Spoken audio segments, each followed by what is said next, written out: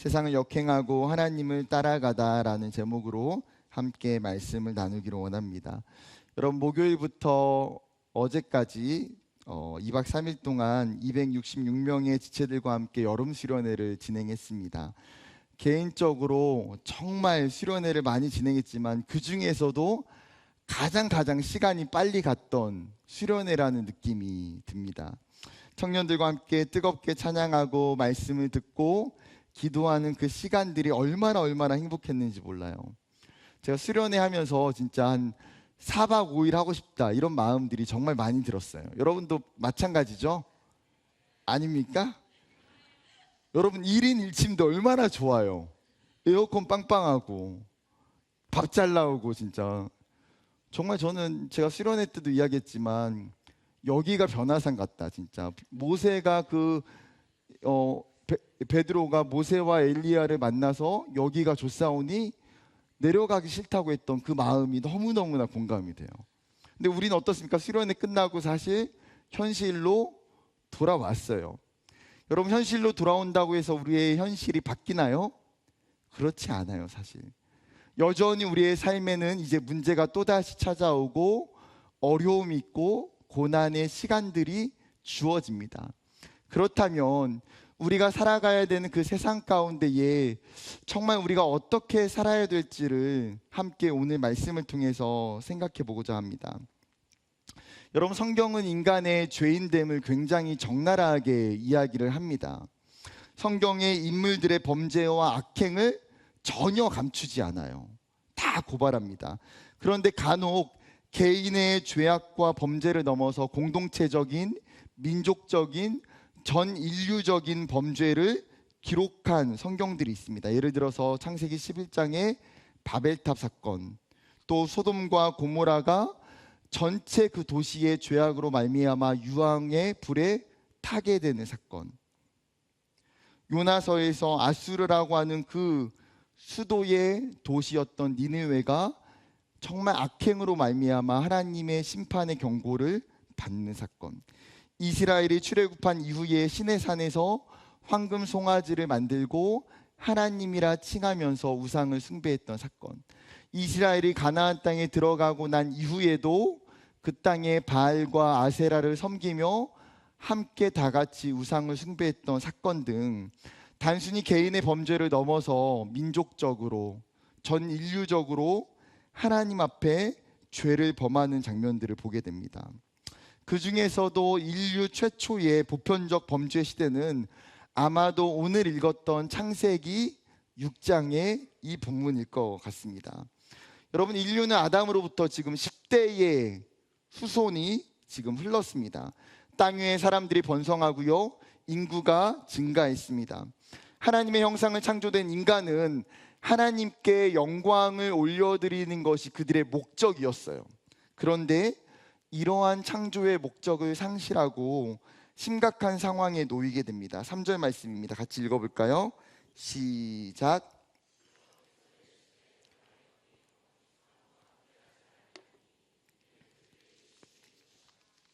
그들의 날은 120년이 되리라 하시니라. 하나님이 너무나 단호하게 뭐라고 말씀하십니까? 나의 영이 영원히 사람에게서 떠났다. 여러분, 이 말은 두 가지의 의미를 가지고 있어요. 쉽게 이야기하면 하나님이 주신 생명력이 오래 가지 못하고 빼앗기게 된다는 거예요. 너희의 범죄함을 통해서. 그리고 내가 너에게 준 하나님의 영, 하나님의 은사와 하나님의 선물들 또한 너희로부터 떠나게 됨을 이야기하고 있습니다. 즉, 사람에게 찾아오는 심판과 멸망을 하나님이 정확히 말씀하시는 거예요. 여러분, 왜 그럴까요? 인간의 죄악과 악행 때문이에요. 11절부터 13절 말씀입니다. 같이 함께 읽어보겠습니다. 시작. 그때에 온 땅이 하나님 앞에 부패하여 포악함이 땅에 가득한지라. 하나님이 보신즉 땅이 부패하였으니 이는 땅에서 모든 혈육 있는 자의 행위가 부패함이었더라. 하나님이 노아에게 이르시되 모든 혈육 있는 자의 포악함이 땅에 가득함으로 그 끝날이 내 앞에 이르렀으니 내가 그들을 땅과 함께 멸하리라. 여러분, 인간의 악행과 타락을 두 가지로 정리할 수 있는데 첫 번째는 무엇입니까? 부패함이라고 표현하고 있어요. 즉 온 땅이 하나님 앞에서 부패하였다. 쉽게 이야기하면 그들이 하나님을 떠남으로 말미암아 타락하게 되었다는 거예요. 그들의 자신과 그들이 살아가는 땅의 모든 문화와 모든 행위가 타락하게 되었습니다. 도덕적으로, 영적으로 하나님의 뜻을 어긋나서 살아가게 되더라는 거예요. 두 번째 특징은 무엇입니까? 포악함이 그 땅에 있었다는 거예요. 살인과 강도와 절도와 싸움과 노동력의 착취 등 온갖 폭력의 행위들이 그 땅 가운데에 벌어지기 시작합니다. 여러분, 이러한 부패와 포악함은 이 지구라고 하는 거대한 항아리 가운데에 죄를 끊임없이 가득 채우게 만들었어요. 그로 말미암아서 하나님의 결정이 무엇입니까? 너희의 포악함으로 말미암아 내가 그 땅과 함께 너희를 멸할 것이라 말씀하세요. 오늘 본문을 묵상하다가 두 가지의 생각이 들었어요. 뭐냐면 아마 여러분들도 굉장히 공감을 하실 것 같은데, 첫 번째는 도대체 그 당시의 죄악과 부패함과 타락함이 얼마나 심했길래 사랑의 하나님이시고 인내의 하나님이신 그 하나님이 이토록 강력하게 멸망이라고 하는 카드를 꺼내셔야만 했을까? 여러분, 제가 그 큰아들 찬이랑 예전에 그 옥스포드 블록, 여러분 뭐 가지고 노셨던 경험들이 있을 거예요. 블록 이렇게 만드는, 자동차들 만들고 집도 만들고 하는 블록 있잖아요. 이 블록을 가지고 진짜 한 번은 엄청 높은 성을 되게 멋지게, 이제 모든 블록을 다 이제 동원해서 진짜 멋지게 성을 만들었어요. 저도 좋아하고 저희 아들도 너무 좋아하고. 근데 문제가 뭐냐면 진짜 너무 블록을 잘 만드니까, 이거를, 여러분 블록은 원래 계속 만들고 부시고 만들고 부시고 계속 가지고 노는 거잖아요. 근데 한 달째 부시지를 못하는 거예요. 왜요? 부시기가 너무 아까워요. 그 부시면 또 똑같이 만들 수 있어요, 없어요? 없어요. 왜냐면 뭐 설계도를 가지고 만든 게 아니라 그냥 이렇게 만들었는데 너무나 잘 만들었어. 그렇기 때문에 부시지 못하고 그냥 계속 뭐예요? 거실에 놓고 보기만 했어요, 보기만. 여러분, 장난감도 하물며 그런데 어떤 뛰어난 업적이나 작품을 전부 다 뒤엎어야 된다고 가정해 보세요. 여러분, 디자인하는 친구들이 내가 뭐 만든 옷 디자인이나 옷 그림들을 전부 다 버려야 돼요. 다 뒤집어야 돼요. 혹은 그림을 그리는 친구들이 내가 지금까지 그렸던 모든 그림을, 작품을 전부 다 그냥 다 한꺼번에 버린다, 불태운다 가정해 보세요. 여러분, 할 수 있을까요? 여러분, 내가 만든 작품, 내가 가지고 있는 것들을 여러분 없애는 것이 쉬운 일일까요? 그런데 하물며 하나님께서 이 땅을 창조하시고 보시기에 힘이 좋았더라 말씀하시고 기뻐하셨던 그 하나님이 자신이 기뻐하시고 좋아하셨던 창조 세계를 전부 다 없애시고 멸망한다는 것이 여러분 쉬운 일일까요? 여러분, 하나님이 온 피조 세계를 리셋하실 정도로 지금 이 상황이라면 그 당시에 죄악과 부패가 얼마나 심했는지를 예측해 볼 수 있다는 거예요. 또 한 가지의 생각은 노아의 시대의 타락과 이 시대의 타락을 비교하면 과거와 현재 중에 어느 시대가 더 타락했을까라는 생각이 들었어요. 여러분, 한번 생각해 보세요. 노아의 시대가 더 타락했을까요? 아니면 지금 우리가 살고 있는 이 시대가 더 타락했을까요? 전자입니까? 후자입니까? 후자죠. 여러분, 우리가 살아가고 있는 이 시대는 정말 새로운 문명과 문화가 정말 급격하게 발전했어요. 그러다 보니까 과거에 존재하지 않았던 수많은 죄의 요인들도 생겨납니다. 즉, 죄의 스펙트럼이, 죄의 가지수가 노아의 시대보다도 훨씬 더 많아지는 거예요. 여러분, 현대에 일어나는 많은 범죄들 중 대부분은 어쩌면 노아의 시대에는 존재하지 않았을 거예요. 마약, 몰카, 온라인 범죄, 부정시험, 보이스피싱, 주식 사기, 대기업의 횡포와 갑질 등 여러분, 수많은 이 땅의 범죄와 우상들은 노아의 시대들은 존재하지 않았어요. 즉 노아의 시대보다 우리가 살아가고 있는 이 시대 가운데에 죄악과 부패함이 훨씬 더 크다는 거예요. 하나님께서 무지개를 통해서 더 이상 내가 이 땅을 물로 심판하지 않겠다고 약속하셨기 때문에 여러분, 심판이 없는 거죠. 만약에 하나님의 그 약속이 없었다면 어땠을까요? 1년에 한 번은 노아의 시대처럼 물에 다 잠겼다가 다시 말려졌다가 또 1년에 한 번 다 잠겼다가 또 말렸다가, 분명히 그러고도 남을 죄악이 우리에게 있다 없다? 있다. 그때는 뭐가 필요하다? 잠수함이 필요하다. 방법이 없어. 매해마다 잠길 거, 매해마다. 여러분, 우리가 범죄하지 않기 때문에 하나님이 심판하시지 않는 것이 아니라 하나님의 사랑의 손이 멸망의 그 버튼을 멈추고 지키고 계시기 때문에 우리가 지금 안전할 수 있는 거예요. 여러분, 오늘 성경이 우리에게 가장 먼저 말하고 싶은 것은 무엇입니까? 이 하나님의 심판의 근원은 다른 것이 아니라 인간의 죄의 문제라는 거예요. 인간이 왜 멸망했냐? 인간이 왜 홍수의 심판을 당했는가? 그것은 철저하게 인간의 죄의 문제고 죄의 결과라는 사실이에요. 그렇죠, 여러분, 인간은 죄인이에요. 아담으로 말미암아 죄의 본성을 물려받았어요. 그리고 우리가 살아가는 이 세상은 죄의 요소들이 말할 수 없이 많아요.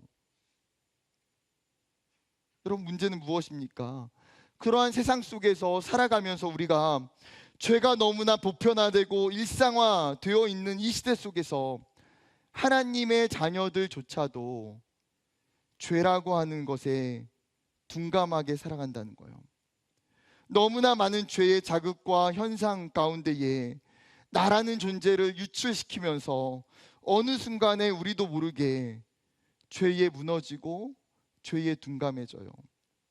죄가 내 삶에 나타남에도 불구하고 죄의 전혀 통증을 느끼지 못하는 상태까지 이르렀어요.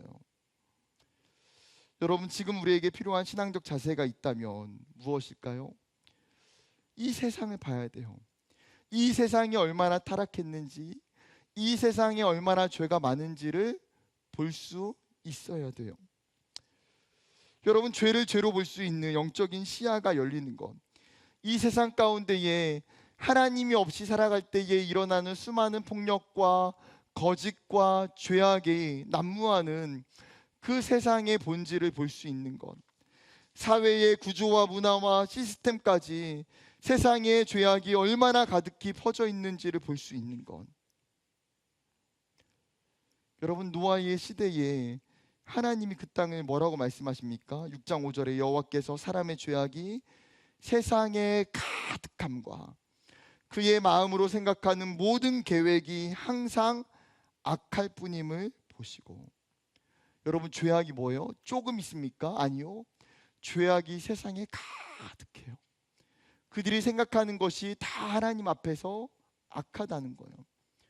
그런데 그 시대뿐만 아니라 우리가 살아가는 이 시대 가운데에도 똑같은 모습 아닙니까? 세상에 죄악이 가득해요. 우리의 마음의 중심과 생각에 죄악들이 가득해요. 여러분, 팀 켈러 목사님이 뭐라고 말씀하시나요? 우리가 살아가는 이 세상은 마치 우상의 공장과 같다는 거예요. 수많은 살아가는 삶의 요소 가운데에 우상으로 찍어낼 수 있을 만한 요소들이 너무나 많다는 거예요. 여러분, 특별히 여러분이 살아가는 가정이나 직장이나 어떤 장소를 특정하지 않아도 다 똑같아요. 여러분, 이 세상 가운데에 우리가 살아가면서 이 우상과 죄악으로 말미암아 우리가 넘어질 수 있음을 깨달아야 돼요. 그 생각이 없다면 우리는 이 세상 가운데에 반드시 죄악에 동화되고 넘어질 수밖에 없다는 거예요. 그때 하나님이 뭐라고 말씀하십니까? 그 시대의 사람들을 너희가 육체가 되었다라고 표현하세요. 하나님의 영으로 지어진 존재, 영적인 존재가 이제 어떻게 변했습니까? 더 이상 그 안에 하나님의 영이 없어요. 더 이상 그 안에 영적인 존재가 사라졌어요. 그러면 그 사람은 뭐만 남았어요? 육체적 존재만 남은 거예요. 하나님이 우리를 평가할 때도 가장 무서운 평가가 무엇입니까? 기도해야 너가 육체적 존재가 되었다. 이 평가가 하나님 앞에서 가장 두려운 거예요. 여러분, 하나님이 우리를 보실 때 어떻게 이야기하십니까? 하나님이 우리를 보실 때에 어떻게 평가를 하실까요? 사랑하는 청년 여러분, 오늘 말씀 가운데에 가장 먼저 깨달아야 되는 것은 이 세상의 악함을 인정하는 것, 그리고 이 세상의 악함을 볼 수 있는 것, 이 세상이 결코 좋은 것만 있는 것이 아님을 깨닫는 거예요. 세상의 이중성과 그 세상의 죄악성을 깊이 이해하고 경계해야 돼요. 여러분, 그것이 그리스도인에게 있어서 첫 번째 자세라는 사실이에요. 그렇다면 한 걸음 더 나아가서 이러한 죄악의 세상 속에서 어떻게 살아야 됩니까? 그 죄악의 보편적 시대 속에서 모든 사람이 다 죄를 짓잖아요.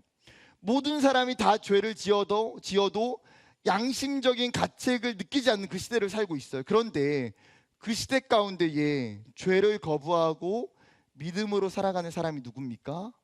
노아예요, 노아. 여러분, 성경은 9절에 노아를 이렇게 설명합니다.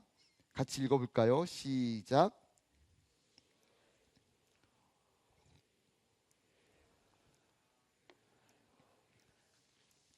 노아에 대한 평가와 피드백을 들으면 어떤 사람들은, 청년들은 굉장히 괴리감을 느낄 수 있어요. 약간 이제 그런 느낌 받는, 전교 1등이랑 나랑 이렇게 비교하는 것. 수능 만점짜리와 나랑 비교하면 어때요? 나는 불가능한데. 노아는 영적인 차원이 전혀 다른 사람이라고 단정 지을 수 있어요. 그런데 여러분, 9절에 기록한 노아의 이 세 가지의 특징은 노아가 완벽한 신앙을 살았다고 이야기하는 표현이 아니에요, 결코. 노아가 죄가 없어서 완벽한 믿음이 있기 때문에 의인이고 완전한 자라고 했을까요? 만약에 그랬다면 지금 창세기 6장에서 조금 더 지나가서 창세기 9장에 이 땅이 다 말라버리고 노아와 노아의 가족들이 땅에 정착해요. 다시 땅을 경작하고 포도나무를 심고 그 포도나무에 나온 소출을 가지고 노아가 무엇을 만듭니까? 포도주를 만들어요. 그리고 그 포도주를 마시고 나서 노아가 어떻게 합니까? 자신의 장막에서 벌거벗은 채 부끄러운 줄 모르고 있다가 둘째 아들의 비웃음을 사게 돼요. 여러분, 만약에 노아가 정말 의인이고 잘못이 없고 죄가 없다면 노아가 가지고 있는 치부와 잘못들을 성경이 기록하지 않아야죠.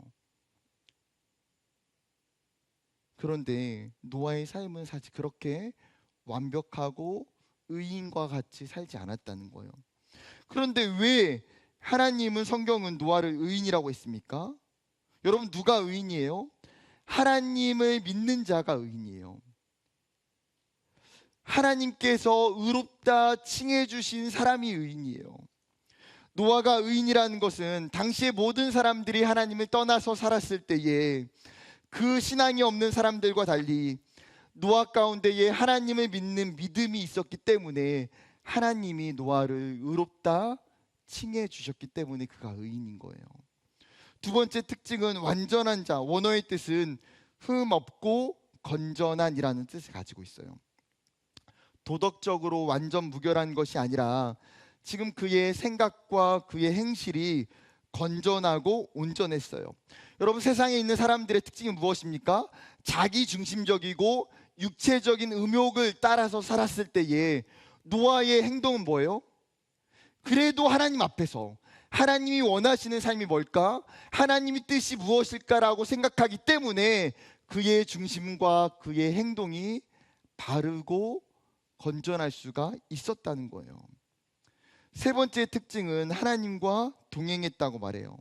동행은 무엇입니까? 하나님과 친밀한 교제, 하나님과 친밀한 관계를 지속적으로 나누는 것을 동행이라고 해요. 즉 노아가 살아가는 그 세상 가운데에 세상 사람들은 죄와 친하고 죄를 짓는 자기들끼리 친하지만 노아는 누구랑 친밀한 교제가 있습니까? 하나님과 친밀한 교제가 있기 때문에 노아가 우선순위로 동행하는 대상은 누구예요? 여호와 하나님. 여호와 하나님.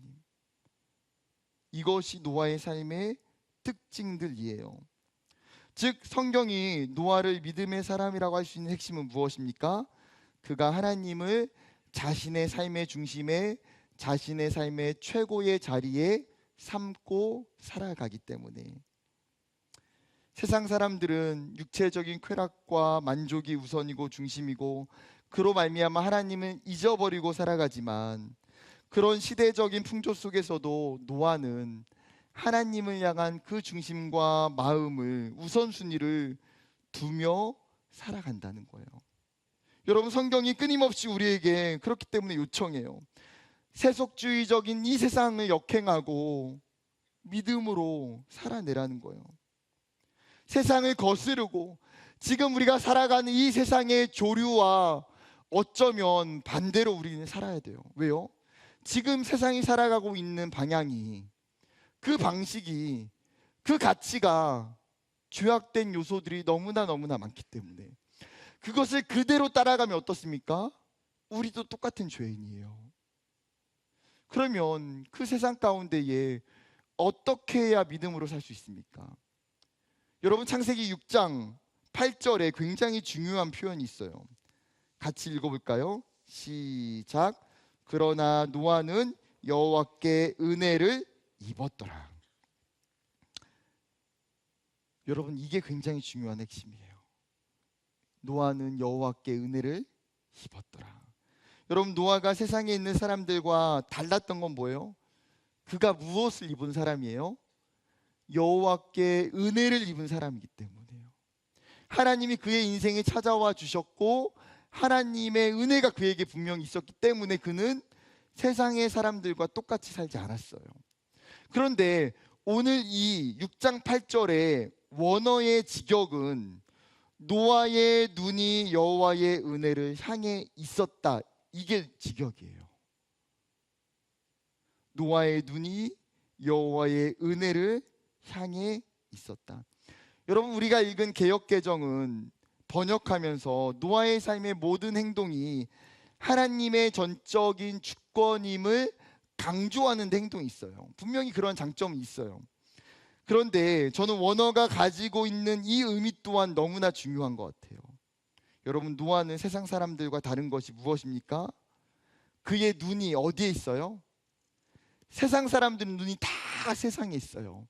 세상이 재미있는 것, 지금 세상이 히트를 치고 지금 핫하고 가장 많은 사람들의 관심을 끄는 것에 그들의 눈이 다 있어요.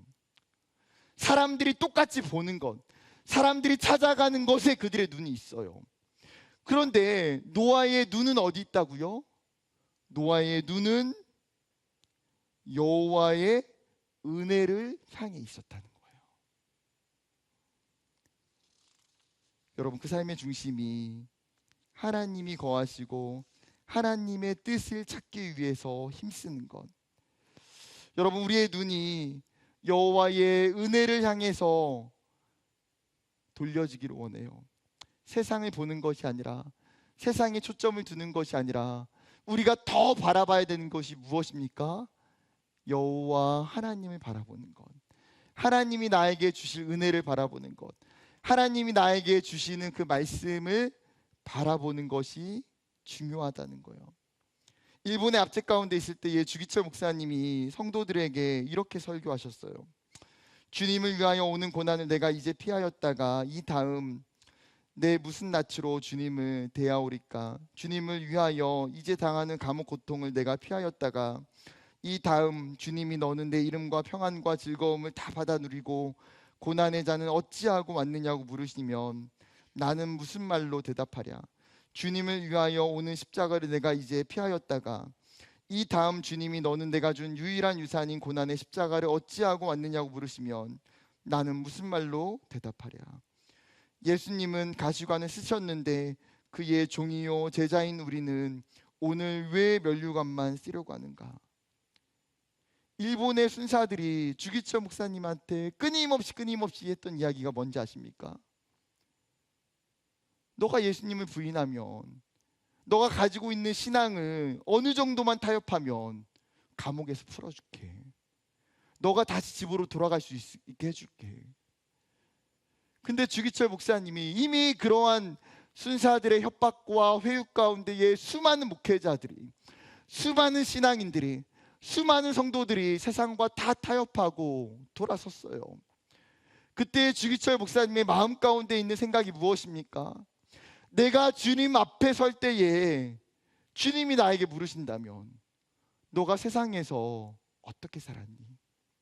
세상에 있는 평안함과 세상에 있는 만족과 세상에 주는 영광을 따라 살다가 왔니라고 묻는다면 내가 주님 앞에서 무엇이라 대답할 수 있느냐는 거예요. 여러분, 우리가 살아가는 삶의 방향이 어디에 있습니까? 끊임없이 우리가 살아가는 길은 갈림길로 갈라져요. 세상이 가는 그 길과 예수 그리스도를 쫓아가는 그 길은 같이 가지 않아요.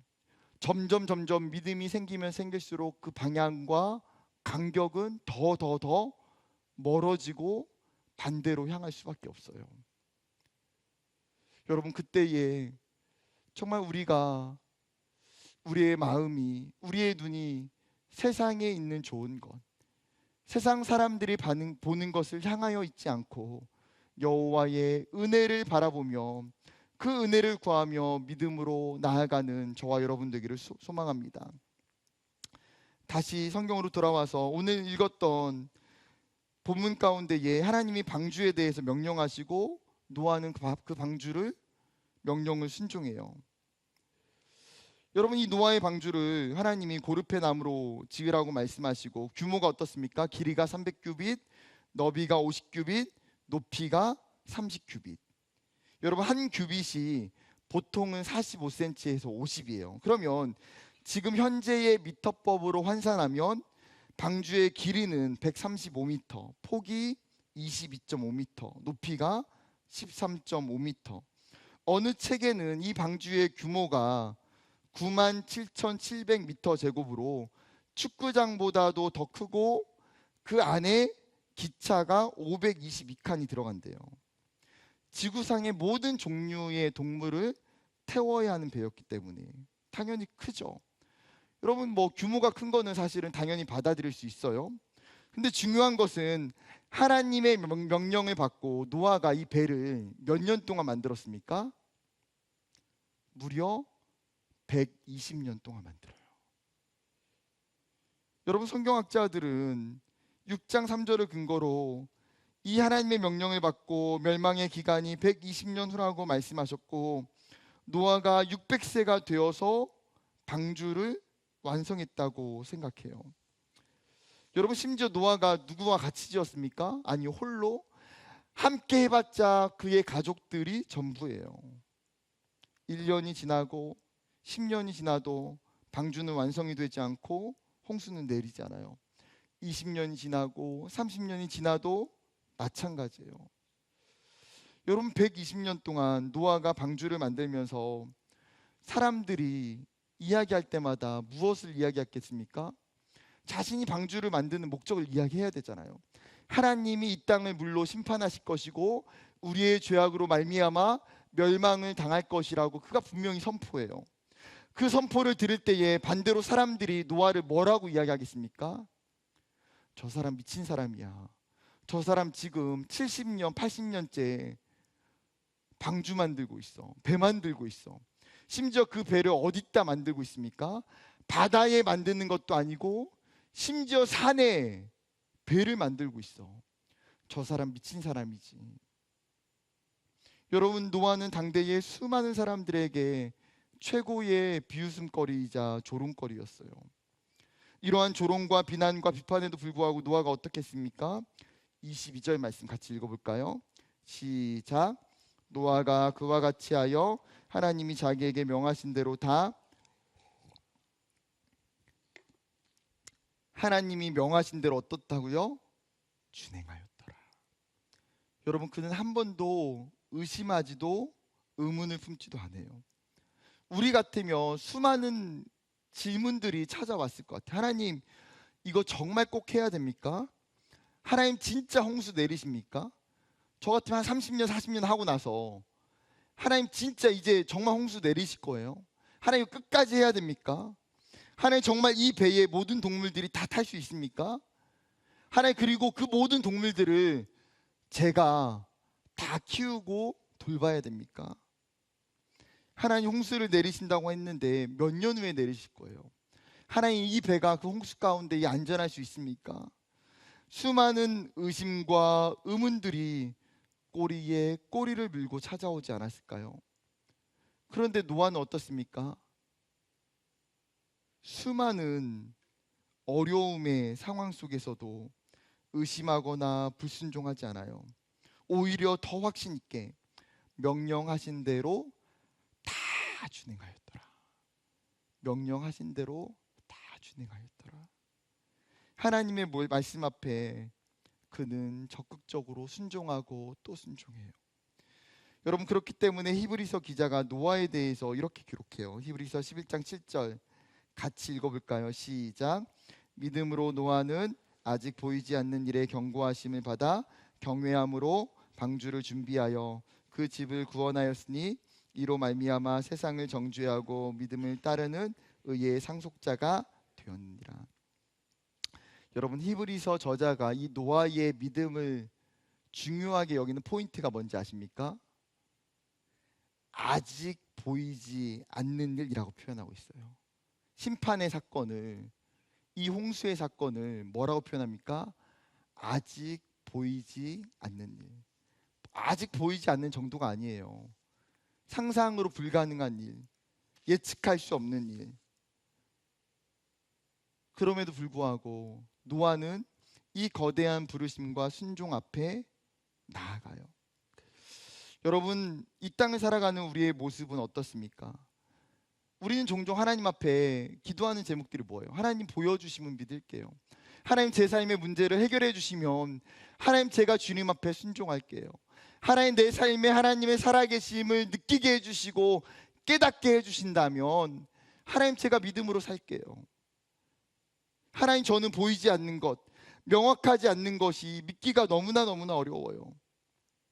여러분, 그러나 오늘 성경은, 노아는 믿음을 뭐라고 이야기합니까? 보이지 않는 것, 손에 잡히지 않는 것, 언제 이루어질지 알 수 없는 그 미래에 대해서 무엇을 보고요? 하나님의 약속과 그 하나님의 존재를 신뢰하고 나아가는 것이 믿음이라고 이야기해요. 사랑하는 청년 여러분, 말씀을 맺으려고 합니다. 우리가 살아가는 지금의 이 시간이, 우리의 삶이 대부분 보이지 않고 잡히지 않는 시간 속에 살아가요. 나의 진로, 나의 직장, 나의 사명과 비전과 결혼과 수많은 상황들이 손에 잡히지도 않고 보이지도 않는 우리의 삶이에요. 그러나 우리에게 오늘 성경이 노아를 보면서 뭐라고 이야기합니까? 보이지 않는 것, 믿어지지 않는 것, 그것들을 하나님의 말씀에 의지하여 순종하며 인내하며 전진하며 나아가라는 거예요.